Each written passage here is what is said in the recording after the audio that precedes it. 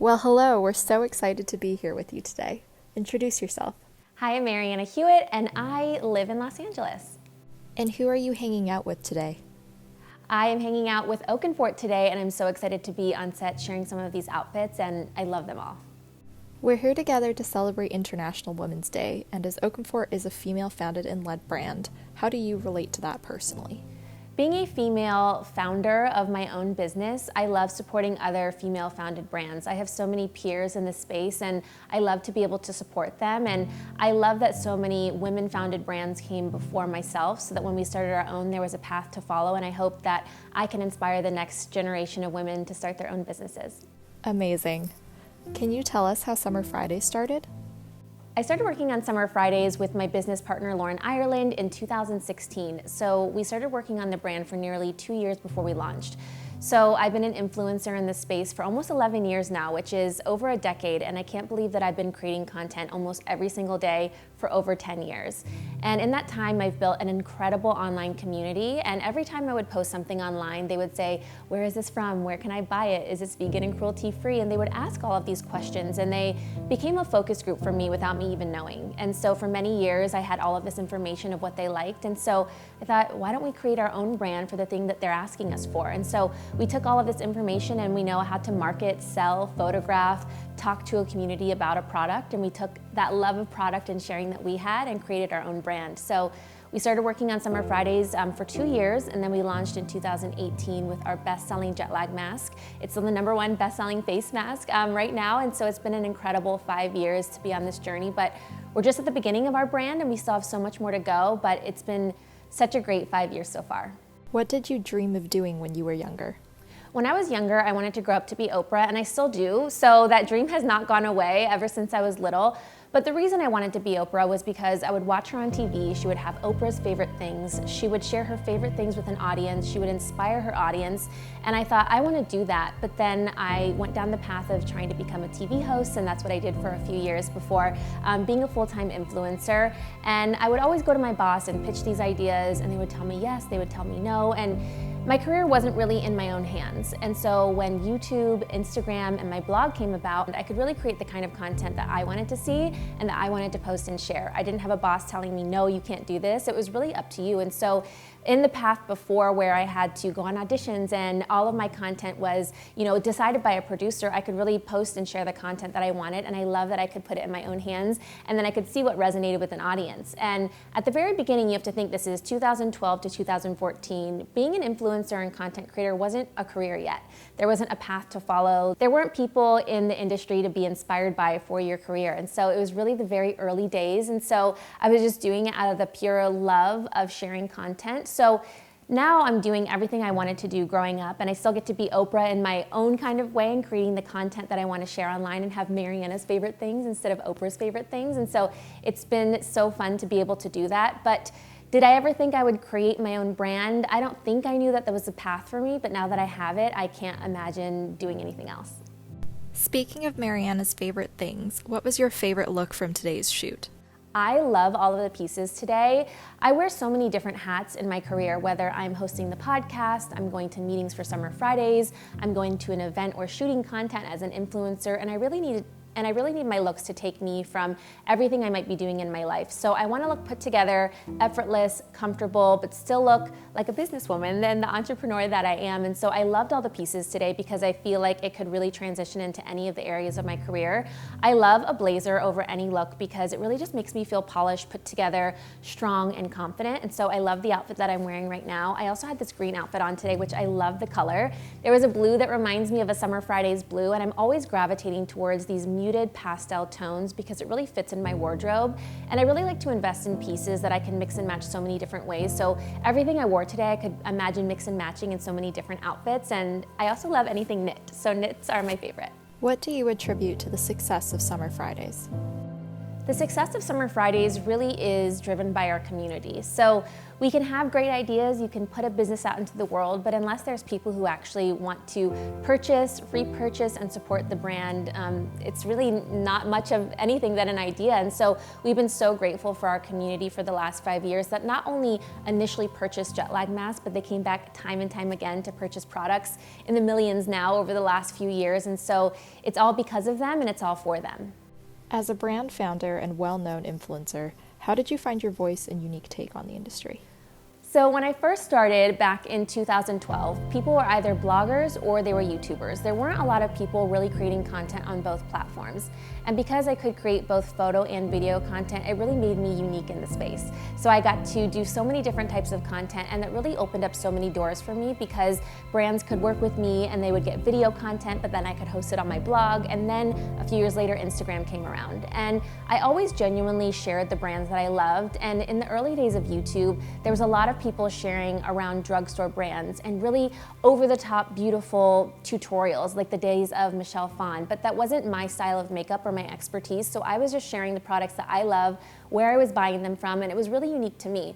And so because I shared products that were unique to what I was actually purchasing, using, sharing, and I was sharing them how I was actually using them in my work, in my everyday life, and going to red carpets, people really resonated with that story of like why I was getting ready or where I was going. And so I've always tried to take my community online through the BTS of my career, where I'm going, how I'm getting dressed, and I think they like seeing like the everyday application of my makeup and my style and my outfits. As Oakenford is also a female-founded brand, we recognize the importance of celebrating. What's been your proudest moment so far within your career? Oh, my proudest moment so far in my career. It's been pretty crazy over the last decade to think of the things that I've done in the last few years. And one of the things that I started implementing this year was a wins list on my phone. And we have so many small wins day to day that you maybe don't even remember. And you look back at the year, you look back at the month, and you maybe only remember these really big moments, but there's so many small wins along the way. And I want to practice gratitude and be present for all of those things. So I've really tried to step back and remind myself like, wow, I'm so grateful to be here at the shoot working with this brand today. And I'm so grateful for these opportunities and that each of these wins along the way are things we shouldn't rush through in life. And I know it's really hard because with social and Instagram, everything seems so instant and you're moving on to the next thing, but you really want to stop and pause and be grateful for each of the things.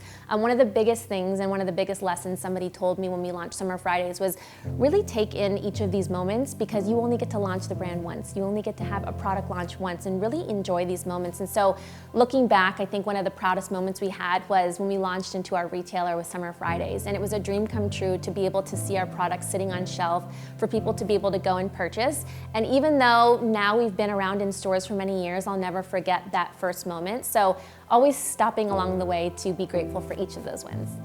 Tell us more about a day in your life. What is your usual routine and your favorite rituals?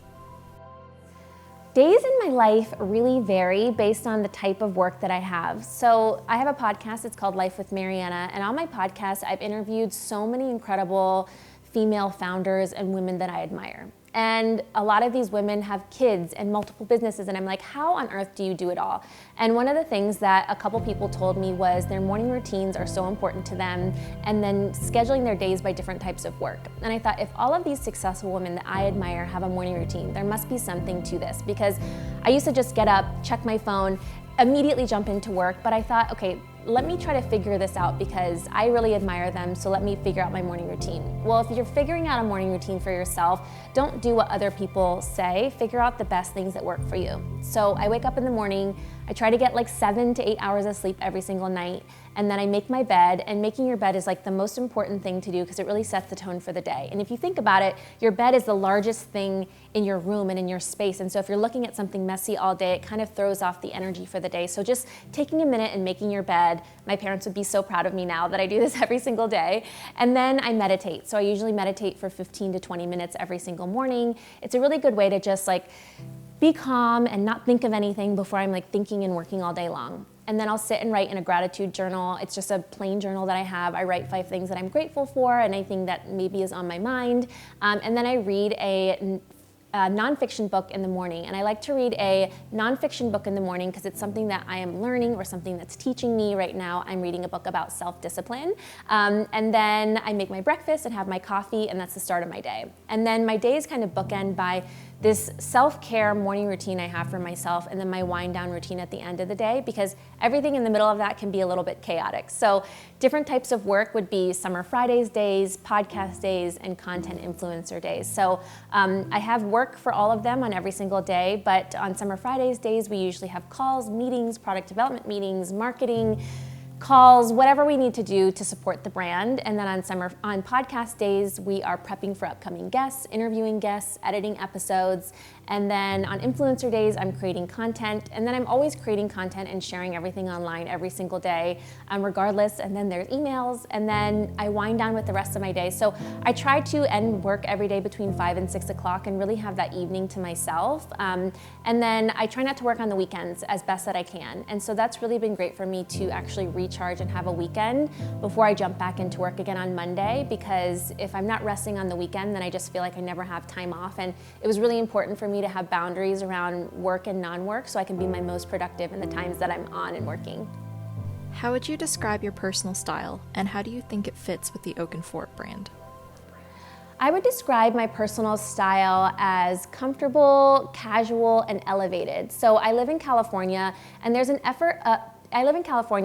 this like overall effortless, comfortable feeling of being here. Everybody has this little ease of like comfortable no matter where they are. Even in the dressiest settings, you can be a little bit casual, and it seems like really appropriate here. So even if I go to the office and I'm wearing a blazer and jeans and sandals, I still feel like I fit in and I'm, professional in that setting.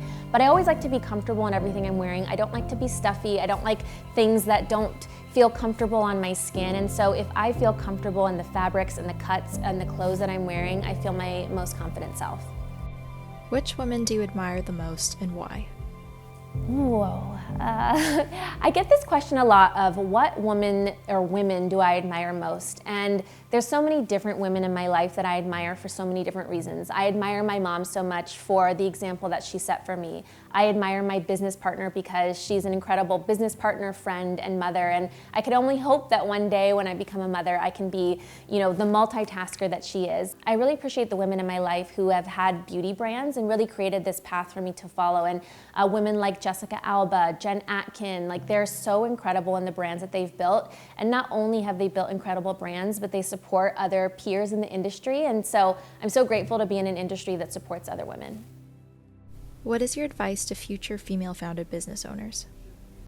My advice for future female-founded business owners is if you have an idea, just work through it. And the hardest thing is to just launch. I know that there's so much fear in just beginning something, but you never know once you launch something where you might be a year from now. So life is long and we don't have to rush through things, but definitely just take the fear out of doing it and begin, because you never know where it will lead you. What lessons taught you the most along the way?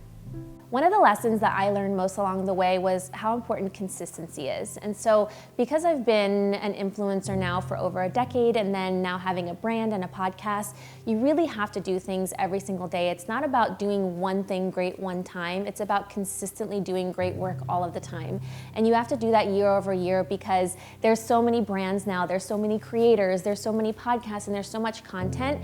You want to consistently deliver great things for people. And so that's always what I try to do. It's not just doing something great one time, and it's really doing it for many years. And that's why it's really important to find something that you love and enjoy doing, because you're gonna have to hopefully do this a long time because you love it so much. And so really creating quality content, no matter what it is, whether you are showing up for work or showing up in your personal life or a brand or product that you're creating, is really doing great work consistently for a long time. How has your personal brand evolved over the years?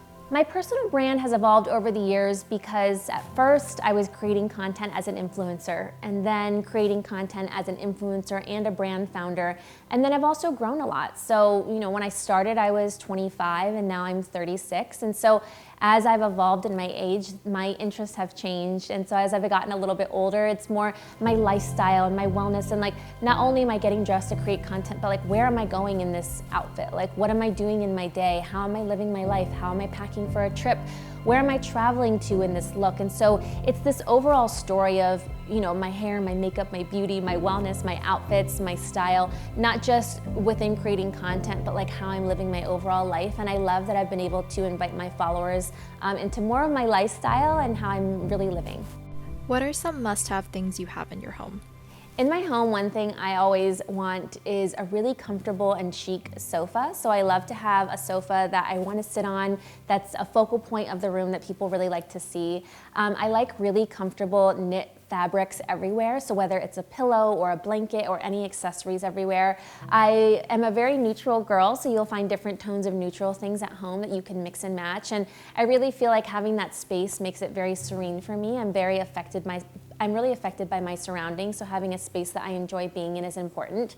My journal is something I always have around my home, and I'm a big tea person. I always have to have tea at the end of the day, so having really beautiful cups and mugs, I really enjoy the ritual of having my tea and my coffee in the morning. What drew you into the beauty industry? I was drawn to the beauty industry actually by my dad, which you probably wouldn't expect, but I lived with my dad growing up, and he didn't obviously know how to teach me how to do my hair and makeup. And so when I was little, he used to take me to department stores, and he would walk me around to the different counters, and he would say, okay, this is my daughter, can you tell her what products to buy or how to use them? And so ever since I was little, I had this experience of being a consumer and shopping and really leaning on people who were the salespeople as experts and really relying on them to tell me what was the best thing to buy and to use and how to use it. And so I had this love of beauty and shopping and being a consumer from a very young age. And so now having a brand that sells, I really value salespeople and people who work in retail because they are the experts really sharing with customers and giving them advice on what to buy. What's a must-have item in your closet? A must-have item in my closet is a blazer. I always feel great in a blazer because it's really comfortable, but I always feel really put together whether I'm wearing a pair of matching pants with it or pairing it with denim or over a dress, it really pulls together an entire outfit. And so if I have to run to a meeting where I'm shooting content, I feel really put together in it, and I feel like it elevates any look.